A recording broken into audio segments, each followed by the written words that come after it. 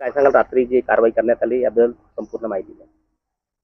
माननीय जिल्हाधिकारी प्रजितजी Nair sir, upper जिल्हाधिकारी घनश्याम भुगावकर सर, तसेच उपविभागीय अधिकारी चंद्रभान खंडाईत सर यांच्या मार्गदर्शनाखाली तहसील कार्यालय गोंदिया तसेच अप्पर तहसील कार्यालय गोंदिया यांच्या टीमद्वारे रात्री मेडिकल कॉलेज गोंदिया जे नवीन काम सुरू आहे त्या ठिकाणी आम्ही आमचं पथक त्या ठिकाणी थांबवलेलं होतं आणि त्या पथकाला आमच्या रामनगर पोलीस स्टेशन यांनी पण सहाय्य केलं आणि त्यावेळेस आम्हाला जवळपास 6 टिप्पर आम्ही रेतीचे रात्री पकडले. जवळपास रात्री 11 ते पहाटे 3-4 वाजेपर्यंत सदर कारवाई सुरू होती.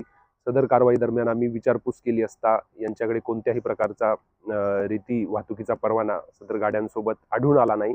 एका गाडीकडे मात्र परवाना होता, मात्र प्रमाणापेक्षा जास्त रेतीची वाहतूक सदर गाडीमधून सुरू होती. तर सर्व गाड्या आम्ही सध्या डिटेन करून जिल्हाधिकारी कार्यालय गोंदिया या ठिकाणी लावलेल्या आहेत आणि पुढील चौकशी करून त्यावरती नियमाप्रमाणे कारवाई केली जाईल. तर या प्रकारे अजून मोहीम सुरू राहणार.